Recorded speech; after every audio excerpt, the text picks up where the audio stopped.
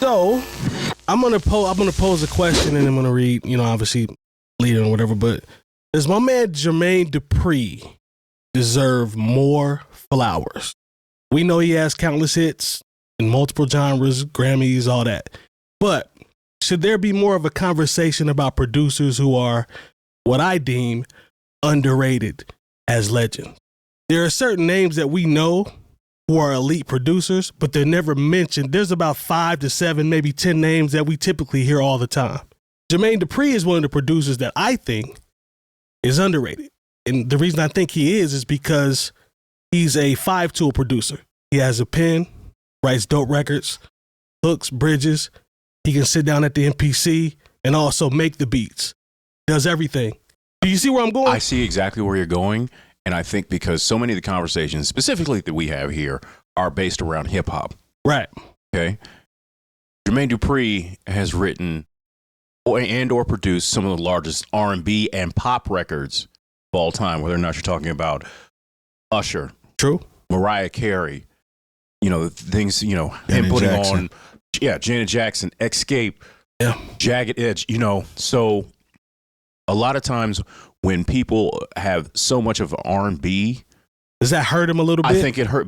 So we don't talk about him like we talk about Dre, Timberland, Premier, because his so much of it. And plus, let's just be honest, like some of the records we just don't like as much because they are so radio pop centered. When we think about what we like from Jay Dilla, what we like from Premier, these are things that like they may not have big hits, but they had a cultural impact. Yeah. That Yep.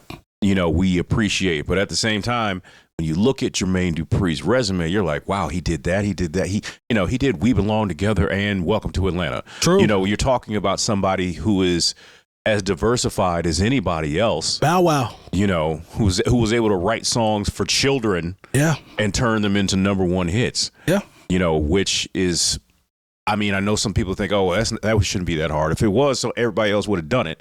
And you saw how many other kid acts they tried to throw out there. That's a good point. And none of them were as big as Chris Krause or Bow Wow. Because at one point on his label, he had the Brat, the first female to go platinum. He had the female group in Escape. He had the male group in Jagged Edge. Yep. And that was just his in-house stuff was so def. We're not even talking about the outside production. Yeah. He's done for Ludacris. He's done something a little, stuff for Nell. He's done something for a little bit of Jay-Z. everybody. Jay-Z. There we go. So because we have so many conversations centered directly around hip hop, yes, in that way, he could be considered underrated, even though I think, when he gets all those awards for songwriting and put in the Hall of Fame of this, he deserves all of that. Facts. Yeah, I agree wholeheartedly. Let me get that out right. There you go. Wholeheartedly with everything you just said as far as him, because Jermaine Dupri, he's multifaceted when it comes to the production.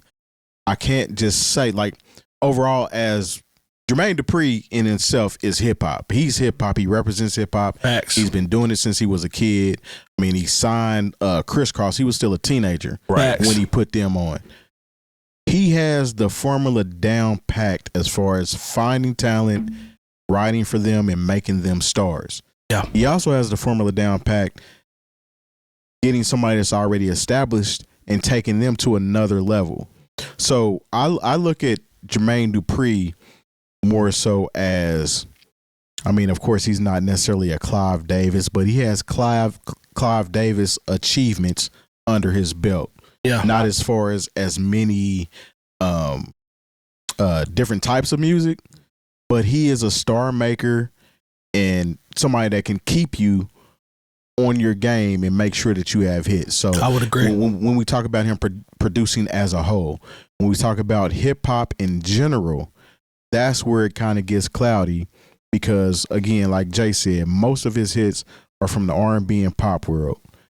So when we start talking about his hip hop, you got Bow Wow, you got Criss Cross, you got the Brat, and then the joints he's produced for MCs and artists here and there. Yeah. But the real hits that he has are with R&B and pop artists. So that's kind of where I stand as far as him being a legendary producer. He is a legendary producer overall, but just not in a holding or wearing a hip hop hat. You know, and the people who've worked with him and collaborated and as far as producers, like some of these people are underrated, I do believe. When you talk about Brian Michael Cox, we talk about Jonte Austin. Beast. These are people that really are the fabric of R&B and radio-centered hip-hop. Probably when you talk about the 2000s, 2010s, their names are on everything, and we just don't, because they don't have a producer tag or they weren't, you know, all in the videos dancing. We don't really know who they are like that. Right. Yeah. I think a lot of that stemmed too when the whole versus conversation came up with it being Jermaine Dupri versus Puff Daddy. Yeah, I remember that. Yeah. Man, I think that Jermaine Dupri will wash the floor with Puff Daddy. I was on that side. Because just because of what he's done. Mm-hmm. And he's actually in there penning and hitting the pads and the keys and all of that. He will wipe the floor with Puff Daddy if that had have happened. You know what I'm saying? I think that's when that conversation kind of first came about, because there was a lot of people that didn't believe in what he's actually accomplished. I think me being older, as I watch how production evolves now and the tools and the things that people use now, you obviously have to evolve. You either evolve or you get left behind. You find a way to apply, you know, your genius to whatever the current thing is, right? But when I look at him, he's always been somebody that's impressed me because he can do so many different things in a session. It's not like he's just the beat maker. It's not like he's, you know, just the guy that shows up and says, hey, move this here, here, and here, and then you see him listed all over the credits. No, he's in there. Like, he's literally in there. And that's something that's always been impressive to me, people that can really do that at a high elite level. So that's why he's always, you know, been one of my favorites, because I know, to Terry's point, he's going to churn out top hit records and be the main focus behind them, if that makes sense. Like, he was the Quincy Jones for Usher's Confessions. Be clear. Be clear. You know, I don't really know what else, you know, I've said it before on this show. If Confessions sold more than 10 million records when everybody had a CD burner. Yeah, that's true. And it got leaked. Yeah, so imagine what it would have done in the era where everybody, if you wanted something, you had to go buy it. I said, that's real. I know this is a crazy thing to say, and people can fight me in the street if you'd like. With sales, it have been right up there with the American sales of Thriller. That's real. You got anything to add, Lone, on that, or did we pretty much cover it on that first one? I don't like any of his hip hop production, so I mean, there's that. That's why we did. I haven't liked any hip hop production he's put out since 1992. So I mean, and I was a kid. So I mean, dang, you went all the way back. That's what it is. You know, to me, he's an R&B guy. Sure, he's a producer. Sure, he's a legend. All that stuff, but I can't tell you any hip hop stuff that I enjoy from Jermaine Dupri. Okay, personally. And he's sitting here with the, you know, he's not just trying to pull it out. Literally looking at his discard. First of all, if anybody can, you know, Long qualified, I always respect his opinion, so that I'm not mad at that. Yeah, but no, I'm sitting here looking at it and just to see if I missed anything, and there's nothing. So I mean, but that doesn't take away from the fact that Jermaine Dupri is a legend. That he, you know, especially from an you know, an R&B standpoint, and especially, you know, more than simply just making the beats. Right. You know what I mean? Yeah. So because we know how hard that is to do all of that. Yeah, that's a lot. I mean, I was in 1997, or when did Money Anything come out? That was 98. I was in my bedroom, like writing the lyrics down on my notebook. You know, I know about Jermaine Dupri, but even back then, I was like, this beat's a little corny. You know, like it's just what it is. You know, he's got his own sound. It works for the radio. I don't like radio records. Confessions is undeniable, but at the same time, like, if we're talking hip hop, he's not even in the conversation to me. Let me ask you this, Lone. Outside of his accolades. No, for sure. No, I got where you're going. Let me ask you this though: as music and, you know, equipment and things have evolved, as the role of the producer, is it continuing to get, I guess, more and more lost or pushed to the back?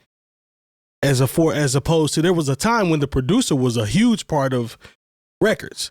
Now it seems to be more about, you know, just the record. Like, we don't even really think about who produced the record. It's more about the visuals, the concepts, the content, And that's pretty much it. So has it been lost as things have evolved, like the value of the producer, do you think? I feel like nobody cares about art anyway, so I feel like it just embodies within that to some degree. Under that umbrella. Yeah, I mean, the people, I don't know, I feel like the roles change too with how virtual everything is too. Yeah. You know, like it's even, you know, stuff that you and I are working on. Like I was thinking yesterday, I was like, I got to shoot both of these guys an email or a message to get ourselves back on track to see where we're at with everything. True. It's because we don't meet in person as much as we did back in the day, it's like it's very easy to lose where we're at with the project. You sidetrack, yeah. Who is doing, is this happening or is this happening or like, how do you want to do this? You know, like, True. How are we doing this? So I feel like communication's lost a lot of times on that. And a lot of people can kind of produce themselves. So we're in an area where artists can kind of produce themselves.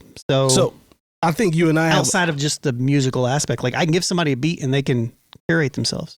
I think you and I have a unique look at it, you know, being people that have produced artists and work. But I'd be curious to hear what Jay and Jay would think, just from a standpoint of how you guys look at records. You, especially you being a DJ, Jay being in that club scene or that club space. Do you even think about that when you get records, or is it more just about what? I'm talking about who produced it? Who made the beat, or does that ever pop up in your mind? Like, this beat is cold. I wonder who produced it. No, I mean, eventually, I'm more so just go off the initial feel. Like generally, like 5 to 10 seconds into the song, I know if I'm going to like it or not. Mm-hmm. I'll check for the producers that I do personally enjoy. That's fair. But like an initial song, that's not the first thing I'm looking for. I just want to know that it's a hit, it sounds good, and I can do something with it. At the end of the day, the producer, whoever produced it, doesn't really cross my mind like that. That's fair. There was a time that producer who did it, if you looked at that piece of vinyl, I'm taking it back, it really meant something when you saw who produced it. Like, once again, I go back to my radio days. I know there's someone who watches our our podcast who's like, "Hey, you gonna talk about when he's on the radio?" Oh, yeah. Just got another comment on that one. when we used to get those pieces of vinyl into the station, and you saw Puff Daddy, kind of crazy, or Jermaine Dupri remix, it's like, okay, let's go ahead and see what this is going to do, because we knew something was either going to work for the radio or work for the club, because they had that sound on lock, or you even wanted to see what the sample they were going to flip was. True. You know, so there is, I think, the big difference now, because nobody knows who produces anything. People are literally buying beats off of the internet. No, for real. Yeah. We don't know. You know, now I think one of the people who might fit in that category is if I see Mustard, you know, on something. I would say Mustard. Yeah. So at this point, the run he's had with Kendrick is crazy. Yeah. So that's somebody that I think fits into that category in a more contemporary range. Yeah. But by and large, I don't think anybody cared. It used to be we were so production centered, as, you know, oh, did Timberland do this? Oh, did, you know, whoever was hot at the time, you know, Lex Luger, remember when he was hot? I do remember that. You know, the Runners had a run. I remember them. Cool and Dre. Yeah. You know, when certain producers had a run, you just like, okay, you know exactly how this was going to work and who it was going to work for. You know, right. And now I don't think it's as much like that. Yeah. But, you know, I just remember the era where I saw JD mix. I mean, even a remix from him was it was crazy. There was a time when people would see JD, who was Jay Dilla to a lot of people. True.